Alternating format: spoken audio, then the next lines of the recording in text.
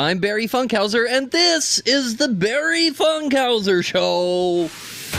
Well, it's finally a Friday again, and here's what we do on Fridays. We wrap up the news of the week with a guest, and today on the program, with me is one of my besties from Las Vegas, Nevada. It's Chase Shumway. Hello from Las Vegas. A gray, almost rainy Las Vegas. And with me, as always, is my general know-it-all current events guy, Joe. We're all soaking. Man.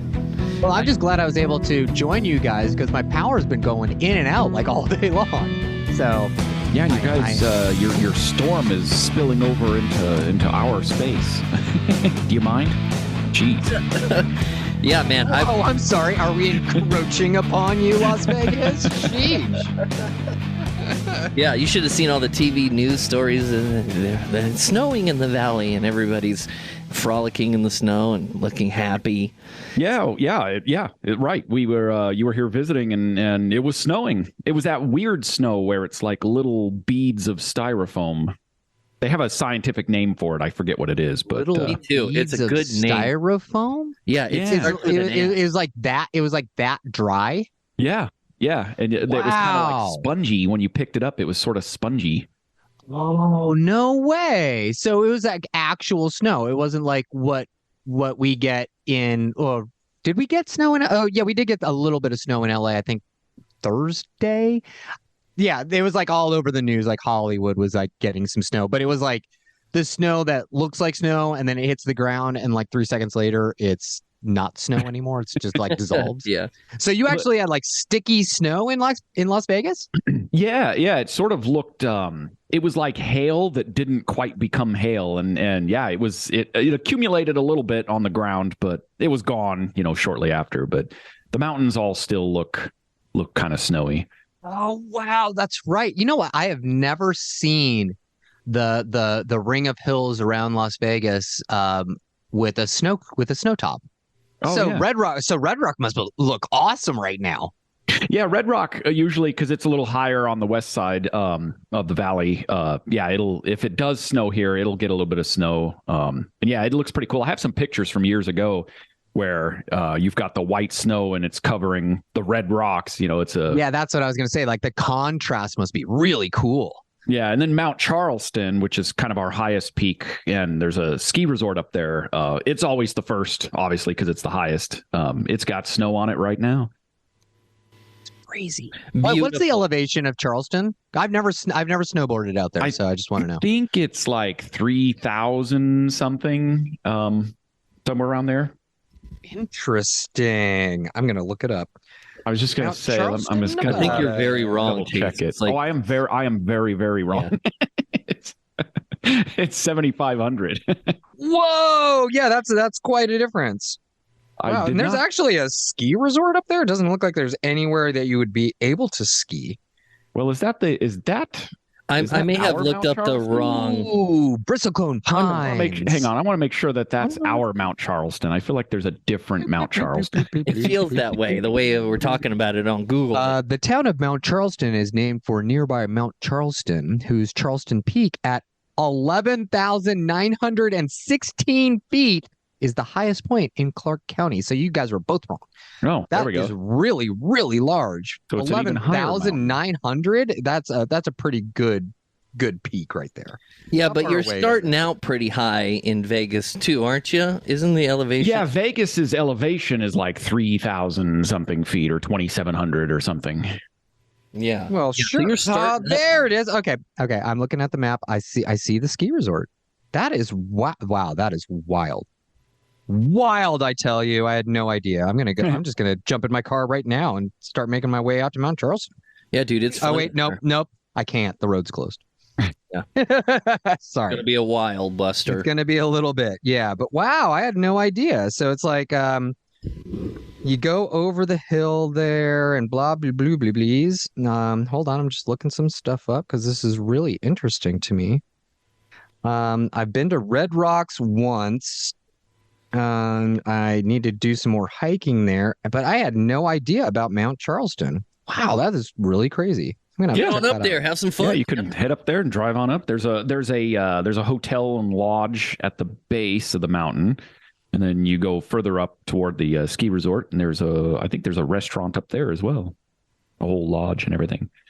Mount Charleston Lodge and Cabins. Wow, There you this is go. crazy. I am learning so much about your state.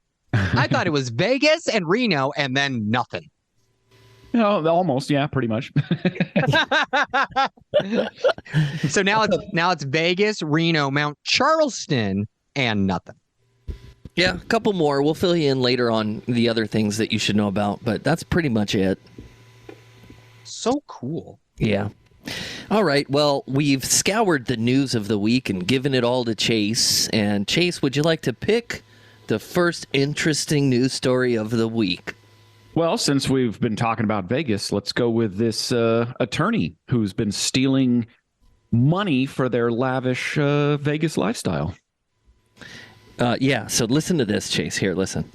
This is like a nightmare. I still can't believe that I'm actually living this situation. Yumiko Sturdivant says Sarah King was like family. She can't believe the beautiful 39-year-old Newport Beach attorney who ran a successful high-end loan company would scam her out of thousands of dollars. When she's like, I have this 3-day loan deal, it's a rare opportunity. I usually don't have those 3 days that you get a return. You give me $10,000 and you get $20,000 on Friday. For Sturdivant, it's a devastating financial loss, but it is chump change in King's alleged con. She's accused of blowing over $10 million of her former employer's money to fund her lavish lifestyle and a 6-month gambling binge while living at the Wynn Resort and Casino in Las Vegas. Sarah has always been into the luxury life, very well-dressed, charismatic, very smart. King's second husband, Cameron Pahlavi, who is Iranian royalty, a relative of the late Shah of Iran, connected King with LDR International, which is now suing her for fraud and civil theft. King worked for LDR as an agent, facilitating loans to high-profile clients. According to the suit, she used pictures like this with NFL superstars Aaron Rodgers, Tom Brady, and Patrick Mahomes to showcase her fake lifestyle and alleged connections. She's accused of fabricating loans using expensive cars, watches, even NFL contracts as collateral. Millions of dollars gone. In court documents, King claims she only has $11 left to her name. Let me tell you, she didn't only steal from a billionaire. She stole from normal people like me. What she has done is evil, and there is no way she can get out of this. Chase, you stayed at the Wynn for 6 months. I was just going to say that's what caught my attention. She was living at the Wynn. No wonder she went through $10 million. Boy, $11. She can't even eat at Hash House A Go-Go now. That's right. She can't even park as a hotel guest. Yeah, right. Yeah. Man, I just like Barry, you went on this trip and you started telling me all this stuff. Like it's been a little bit since I've been to Vegas, I was a complainer. I was Dr. Complainer, medicine man. But you were telling me it hasn't been that long. I mean, it was just pre-pandemic, I think. Linda and I think went to, I don't know, we went on a road trip, stopped at Vegas, saw Justin Timberlake at MGM Grand at some point. I don't know, but it was maybe 5 years ago. Now you're telling me that like literally every hotel charges you for parking? Because that was like one thing that you could get away with in Vegas. Like if you wanted to park in Vegas, you could park literally anywhere for free. I'll quickly run down my gripe list. Okay, here's the top Barry Funkhauser Vegas gripes. Here we go. Drum roll. Number 1, no coffee pot in the hotel room, but there are many coffee spots you can buy coffee at, but the cheapest one is $6.95. And if you'd like just a cup of hot water, that's $1. Now, if you'd like a concierge or talk to somebody on the phone, let's say you need towels or toilet paper. No, not a human. No, a text message. Text me keywords and then I will abide. So I texted coffee. They would not give me coffee. Unfortunately, that is not something that we provide our hotel guests. And then, of course, the parking situation costs money. I think that's it. That's the short list of the gripes that I had. But My list man, would when be you way longer. When you take away somebody's coffee, like going down in the morning and I did stay on the strip, right? So I was certain there would be a lot of people, but these lines were 20 people deep waiting for coffee. And I was just like, man, that's just mean for a hotel to do, because nobody got that memo when they checked in that there would not be a coffee machine. And you have to drop $16 for you and whoever to get just a black cup. It's crazy. See, you would think that Vegas would be smart, and usually Vegas, like the Vegas people are really smart about taking all of your money. So it seems weird to me that they would take away caffeine easily, like something that's super easy, really cheap for a hotel. Keep people up longer. Yeah, and I'll tell you, people are up longer, they'll spend more money. They'll spend way more money than that $16 of cup of coffee that they bought from a vendor where the casino probably doesn't even get all that money.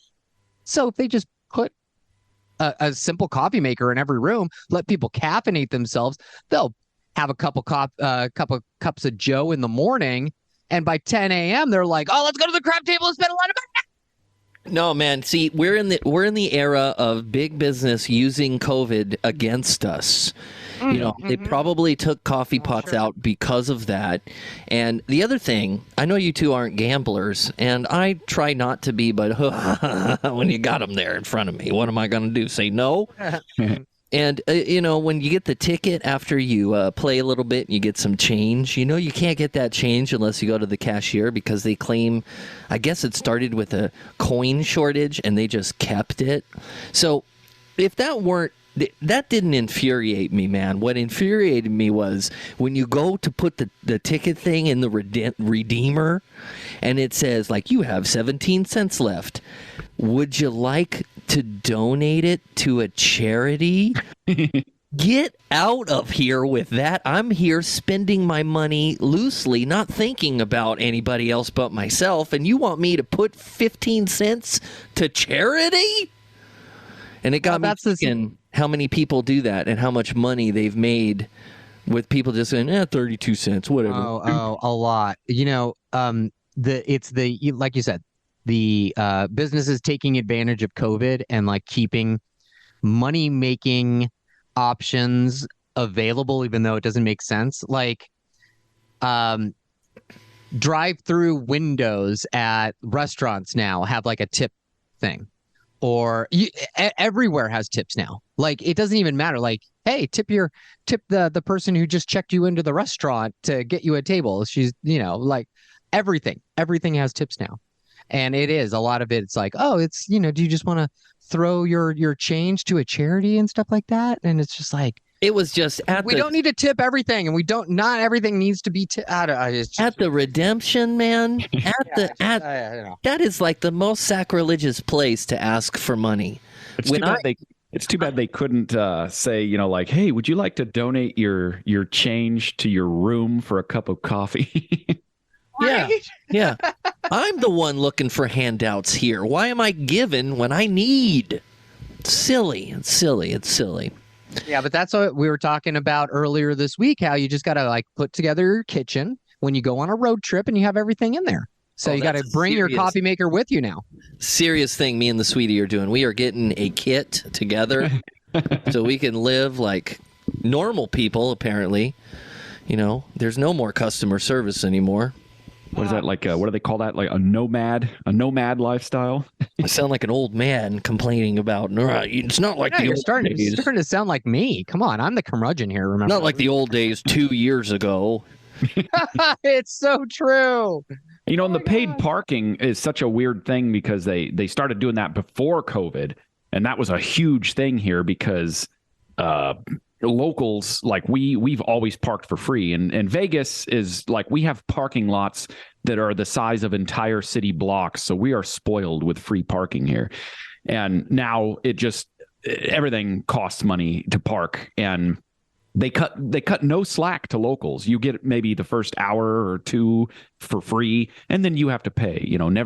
I told Barry this the other day. It's like, never mind the fact that locals pay taxes to maintain the roads that get us and everyone else to and from your resort. Never mind that.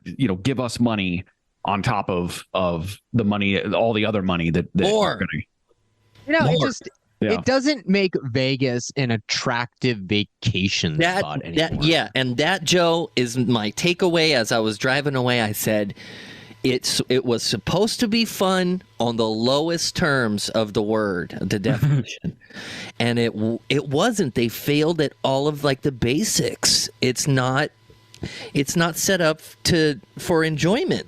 I don't get it. It's not enjoyable to go out there much anymore. Like it used to be fun. And I'm not talking about just cheap. Sure, you can go out there and you could do it cheap. But it used to be fun. It used to be entertaining. And now, because everything costs money, it's not. The nickel and diming really gets you psychologically. Yes, and yes. And it makes it so you're like, well, we used to go to Vegas and we didn't watch our budget. That was the trap with Vegas. You would go out there and you'd be like, everything was so stupid cheap that you could justify it to yourself to be like, you know what? Let's go gamble for a little bit more because our room was $39 a night. Yeah, and then you go up and down in gambling, and then you lose track of how much money you have, and then you're like, I probably have the $8 here, and then you're like, oh, you know what? I lost a bunch, and then someone comes over and it's like, you've been playing here for a few hours. We really appreciate it. Why don't I just comp you a meal? And then you'd be like, oh, well, crap, I don't have to pay $25 for a meal now. You know what? I'll stay at the table for a little bit longer. That's how Vegas used to make their money. Yeah, that was the mob's business model. Right. Back when they ran all these resorts, the idea was keep everyone happy. Comp meals, comp drinks, keep them in the casino spending money, and we'll make more money. And now it's all very corporate, and all the accountants and marketing people run everything. And yeah, now it's just squeezing every dime out of the customer they can. No, the other thing that really that's not an enjoyable experience. It got me. Racing. I've been itching for a buffet. Too long. No. But they're on. I've seen YouTubers out there taking videos of the buffet in nowadays time. Yeah. And then I go to check in and I said, "Where's your buffet?" "Oh, we don't do that anymore. Since we're owned by Caesars, the only one that you can go to is the one at Caesars, which is, across the street and down the corner up the block." And then, is there a discount? No, you can get points with your member's card, but it's going to be $99 for That's not no. Who wants to pay $99 for a buffet? Yeah, if I'm going to pay that for a dinner, I'm going to go somewhere nice. Right? I am going to go to an actual sit-down restaurant where someone comes to my table and takes my order and brings me my food. Where it's made with where I don't have to get up and go and get it myself. Exactly. And then the whole point of the buffet is like $8 and I can eat a bunch of greasy food. Right. And So I don't like this business model because is it just that I'm old and crazy? curmudgeon-y now? No, I think is it just because everyone's gone nuts? Are we at that for stage? Traveling because we were closed in for so long? Well, maybe. I need to vacation. I need to get out of here. I'll do whatever it takes. And then they're taking advantage of it. Well, Vegas was moving in this direction before COVID. Like buffets were getting expensive well before COVID. And it was becoming very corporate-y. But I think it's worse now because people are just kind of itching to get out and go somewhere now. So, and I think these casinos realize that, and they're like, people will pay more for this, or they will put up with no coffee in the room, so that they're taking advantage of people's wanting to just get out. But I don't understand why people still think Vegas is a bargain or a good vacation destination. What is attractive to people about Vegas because it's so expensive now. You can get so many better value and a better deal. Yeah, I wonder if a lot of going people anywhere don't else realize, kind of like Barry's situation, where you get here and then all the sticker shock hits you. Like, oh, what? I got to pay for this. Oh, what? I don't get coffee in my room. Like, and then they go home and are like, I'm never going back. Yeah, exactly. They never going back. How many customers can you afford to lose? Yeah. Well, we'll find out. We'll find out here in the next year or two what the numbers look like. I guess, because it just doesn't, like, I'm looking at trips to Vegas, and as always, I compare everything to a trip to Waikiki. So, like, my favorite destination of all, if it's under a trip to Hawaii, I can consider it maybe to be a value. Yeah. I'm looking at Vegas trips right now. I'm looking right now. I was looking at March, right? Not even the first weekend of March Madness. I was looking at like the last weekend of March, right? I was looking at that and I was comparing that to flights and hotels in Waikiki. It was cheaper. It was cheaper for me in Los Angeles to fly to Oahu and stay at a hotel for a week in Waikiki at a Marriott in Waikiki than it was for me to drive to Vegas and spend 5 days, not even a week, 5 days at the Venetian. And keep in mind, the main draw I could fly to Hawaii.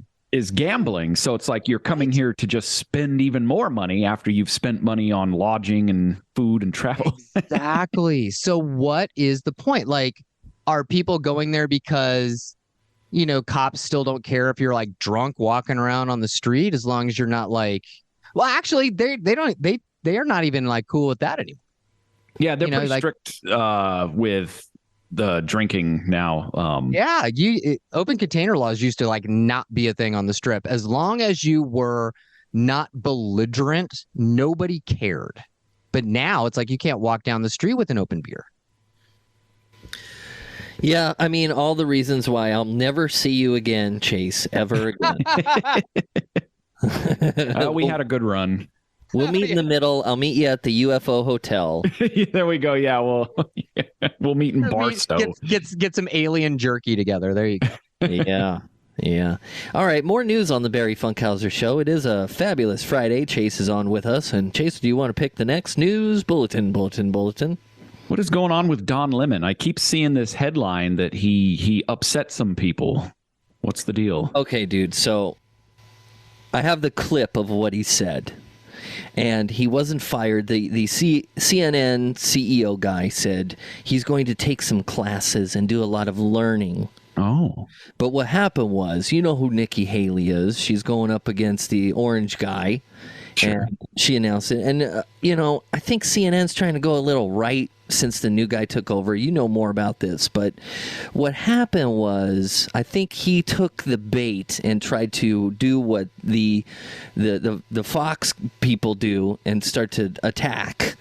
And it kind of went left for him. So he said this. Listen. This whole talk about age makes me uncomfortable. I think it's the wrong road to go down. She says people, politicians or something are not in their prime. Nikki Haley isn't in her prime. Sorry. When a woman is considered to be in her prime in her 20s and 30s and maybe 40s. What are you talking? Wait. That's not according to me. Prime for what? It depends. I mean, it's just like prime. If you look it up, it'll say, if you Google when is a woman in her prime, it'll say 20s, 30s, and 40s. Yeah, so he didn't get fired. He got a stern talking to. His co-host sounded perturbed. Yeah, Allison Camerota was not happy. I don't think she is. Primed I still don't for think what? She's happy. Right. Prime for what? Yeah, no, I don't understand. I don't know. What was the point he was trying to make? That she's out of her prime to be president. She's too old. Oh, I see. Okay. She's an old 50-year-old woman. Yeah, basically that any woman past 40 is no longer a viable member of society. Oh. It's so dumb. Jeez. It's so dumb. Yeah, it's very backward kind of thinking. Yeah. I I don't know. I don't know if he comes back. I feel like Don Lemon is a person who is redeemed. I mean, he's not Tucker Carlson or Sean Hannity. I mean, tell Chase what happened in the Joe household when this news. Oh yeah. Linda was like, nope, he's done. Like he is irredeemable in my eyes because it just speaks to his broader misogynistic feelings about women. And I was like, well, I understand that. I think that a lot of that has to do with how we as men are conditioned to look at women in our society, and it's not a great way that we have been conditioned to look at them. But I also feel like Don Lemon I feel like he is redeemable. I feel like he can look at himself and be like, you know what, that was wrong. I was dumb. I had a really bad opinion on this based on some really, really bad information that I've gotten over the years. But he Googled apparently. I mean, sure, that was the dumbest thing because it doesn't say anywhere. And just look it up. Just look it up. So I feel like he's redeemable. But you know what? It's going to take a lot of work, like a lot of work. He is going to have to like really kneel down and ask forgiveness and then show people that he has learned and that he was wrong. I think it's contextual because this wasn't intentional for him to do. He wasn't meaning to slant at all. He didn't think that anyone would be offended by what he said. That's why he said, well, look it up, because he didn't plan an answer, because he didn't plan anyone to be upset about him saying that she's out of her prime, because, you know, I don't think he likes girls, right? He likes guys, doesn't he? Correct. Maybe, yes. Don Lemon is gay. Yes. So maybe he has some sort of like preconceived notion that's just like he doesn't get it. He didn't expect that kind of turnaround, and then he's like, well, just look it up. Well, I'm not painting a broad stroke, but I have met some gay men in my life who are really, really misogynistic. One that I worked with, who was a fashion, he's not a designer. He was just like, I don't know. He dressed people. He's a jerk. Anyway, he was like the most misogynistic person that I've ever met in my life. He's like, well, I just don't think they're trained with they don't have the alarm in their in their spaceship that say, I'm going to offend women if I say this. I just don't think they're equipped with that button.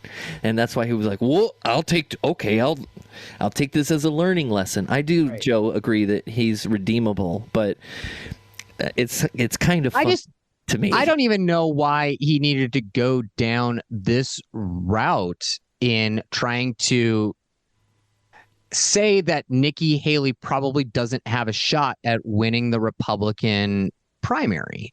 There are so many other instances that he could have gone to. He could have talked about how Ann Coulter was saying, super, super racist stuff about Nikki Haley based on the fact that she is an Indian American. Right? He could have gone on to talk about just the Republican base as a whole, not really being supportive of women, not being supportive of people of color. They could just focus on the record exactly. It has nothing to do with Nikki Haley herself. It has everything to do with the fact that the Republican base has already shown that they are not going to be supportive of a woman or someone of color, especially if that person is going up against Donald Trump or Ron DeSantis. There's so many other options and avenues Don could have gone. I'll give you another scenario, okay? Let's say the tables were turned and this guy was on the Fox channel and said it was the opposite. He said it about somebody on the other side and everything. I guarantee you that everyone would be claiming that, because everybody on the right is already saying that Don Lemon is my hero for speaking the truth. Literally everybody in right-wing media is saying Don Lemon is right. Nikki Haley is over the hill. So maybe out of her just prime. Thinking blah blah blah. What the boss is telling him to do, because they're trying to turn it. They're trying to make a right turn, and maybe he's just doing No, CNN's told. trying to make a right turn. Yeah, dude. You didn't know that? Yeah, the new CEO is trying to rebalance CNN. He feels it's too left, and he wants to be more center.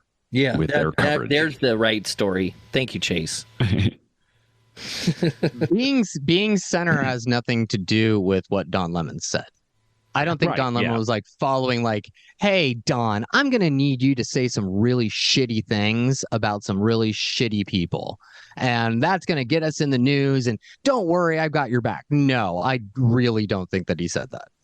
I wonder if, because I think they've already brought him back, right? He's anchoring again on the morning show Wednesday. I have a feeling that the ratings are going to show that, especially amongst the women, the female demographic, that maybe he shouldn't be there, and they may have to move him to another position. I don't think they'll fire him, but I have a feeling he may be reassigned. This is the reassignment.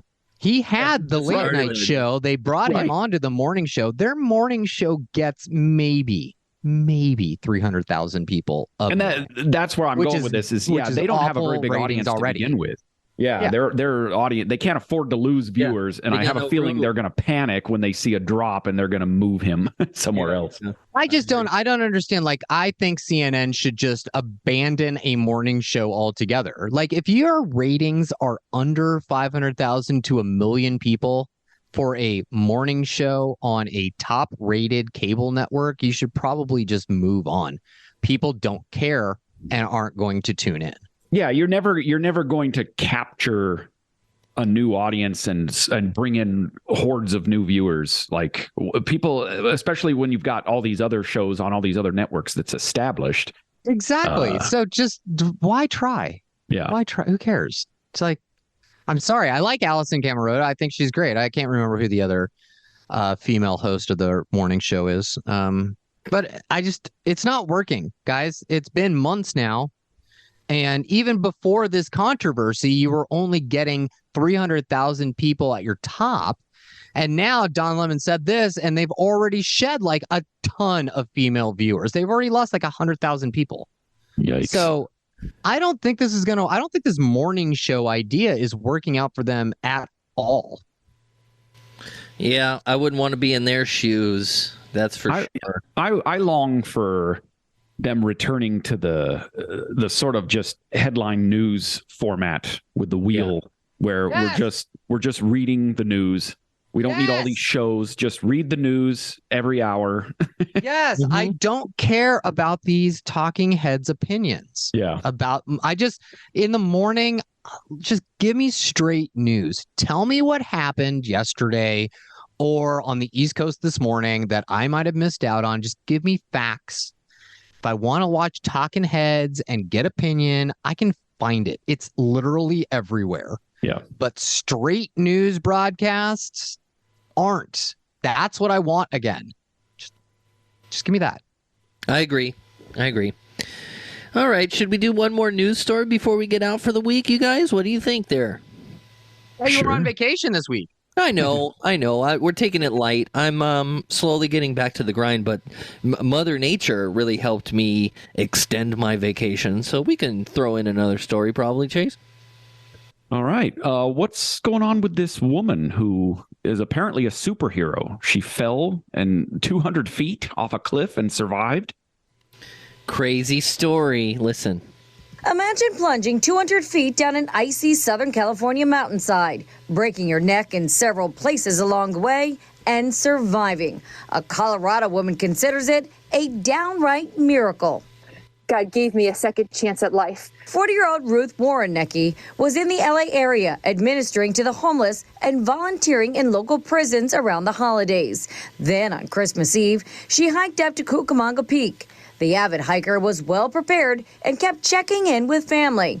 But on her way back down, things got a bit icy. The crazy thing is that is my last memory. Fortunately, a tree trunk stopped her fall. 4 hikers eventually found her bleeding and called for help. It took 2 hours for San Bernardino County helicopter crews to find her. But because of the severe winds on the mountain, it would take another 2 hours to rescue her.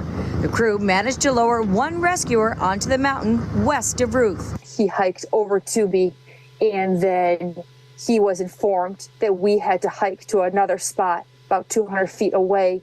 Ruth managed to push through intense pain from her broken neck and the risk of paralysis and hiked to safety. So I was holding my head as I walked along the side of the mountain until they were able to drop the cable, and then myself and the rescuer went up together in one shot. The fall left her with a number of torn ligaments and tendons in her legs, big gashes in her head, chin, and face, which required more than 40 stitches. And a doctor had to perform a very serious surgery to repair her neck. And he put a screw in the upper vertebrae and then a plate and 4 screws in the lower vertebrae here. Ruth, who works as a waitress to make money in order to travel around the world and help others, is extremely grateful to the doctors and those that helped her off that icy mountainside. God used you immensely to save my life.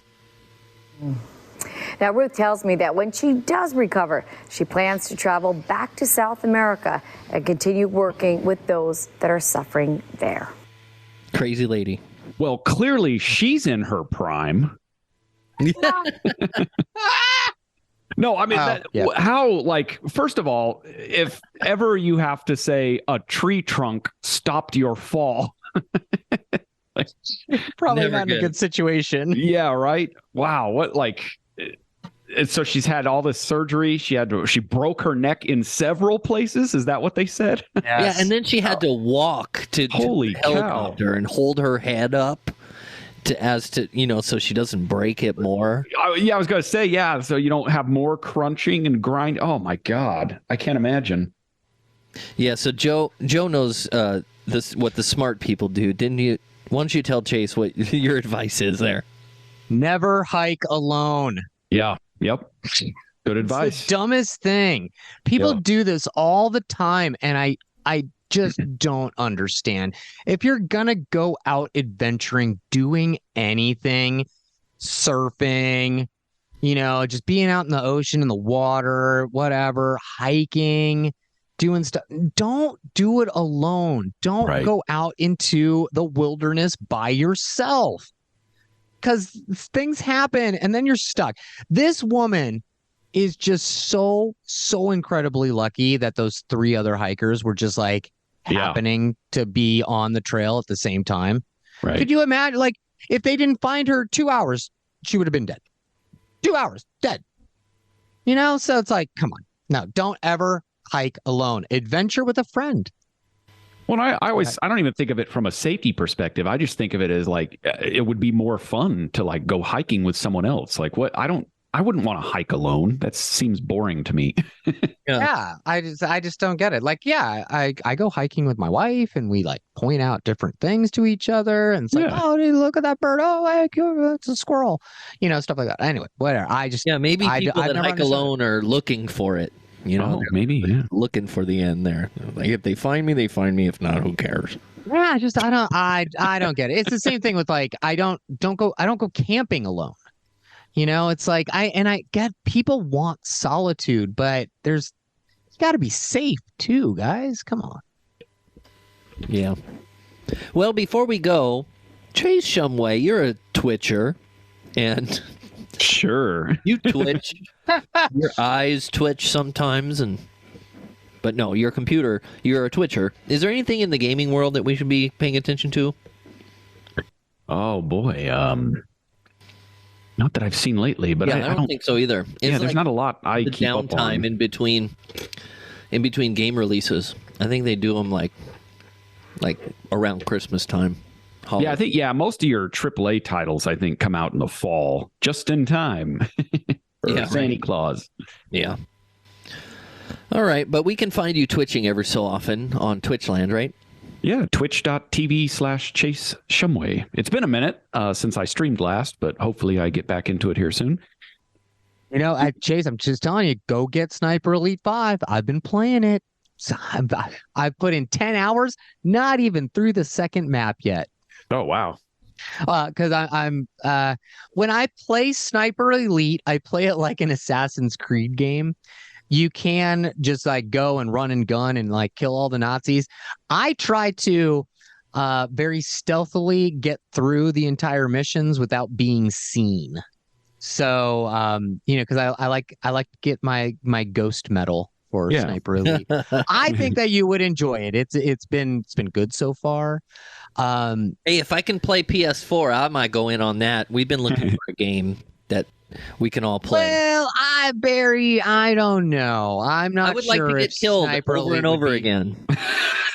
Well, we got plenty of other games for you then. Like I don't know if Sniper Elite's dead again. Be like, I'm dead again. Oh, I'm dead again.